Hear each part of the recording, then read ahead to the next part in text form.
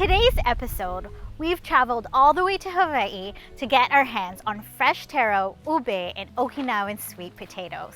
We're going to take these ingredients and turn them into the most delicious and refreshing smoothies you've ever had.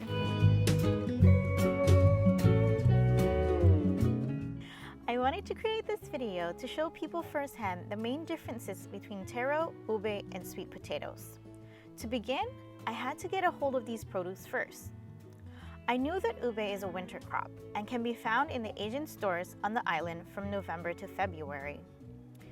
Taro and Okinawan sweet potatoes I wasn't so worried about because they're often found year-round at the stores. Luckily, I only had to make one stop and they were nicely displayed in a row for me. To tell the main differences between the three, you can take a look at their shapes and exterior. Ube can be all sorts of sizes and shapes and can be gnarly at times. Taro will either be oblong or round depending on the varieties. Sweet potatoes will have smoother skin and will taper off at its ends. To cook ube or taro, you must first peel the skin and can be either boiled or steamed. For sweet potatoes, it could be cooked with its skin and even eaten. Sweet potato tastes best when it's roasted, but can also be boiled or steamed. A common misconception is that ube, taro, and sweet potatoes are the same thing. But did you know they're not even related? To tell the difference between these three, it's very simple.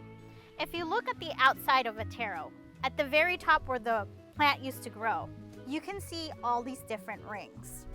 And the inside of the taro is very dry. Sometimes it'll be like this one, where it's got a cream flesh and little purple specks. Ube has a bark-like exterior and has these rootlets growing out of them. When you rub against an ube, it's actually very slimy. And when you cut into it, it cuts like an apple. Sweet potatoes have smoother exteriors. They could be red skin or like this Okinawan potato, white skin. On the inside, they're very firm and they can range from white colored flesh all the way to dark red. Once they cooked off, they're all very different as well. The texture for the taro is like a regular potato. For the ube, it still has a little bit of sliminess and it's got a bit of a crunch. For our sweet potato, it's a lot softer, and if you were to taste them, the sweet potato is actually sweeter than any of these two. To me, the ube barely has any flavor. It has a little bit of nuttiness, but not too much sweetness. The taro is kind of like an in-between between the Okinawan sweet potato and the ube. Now that we know the flavor profiles, let's get started on our smoothie.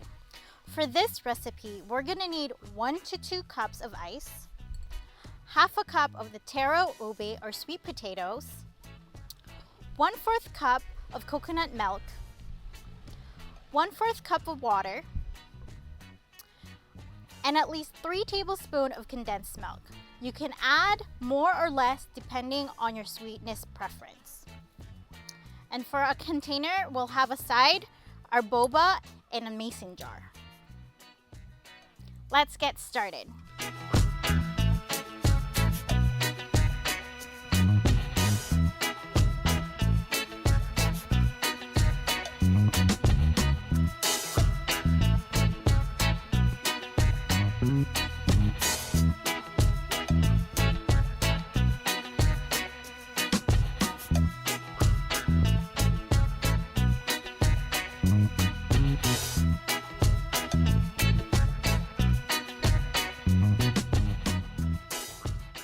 I hope you enjoyed that simple recipe.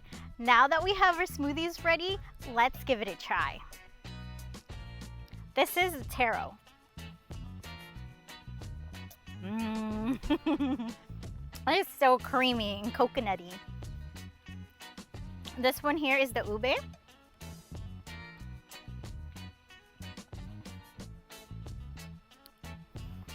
It's very similar to the taro, but it's a little more subtle in terms of like the nuttiness. And this here is our Okinawan sweet potato. This is actually my personal favorite.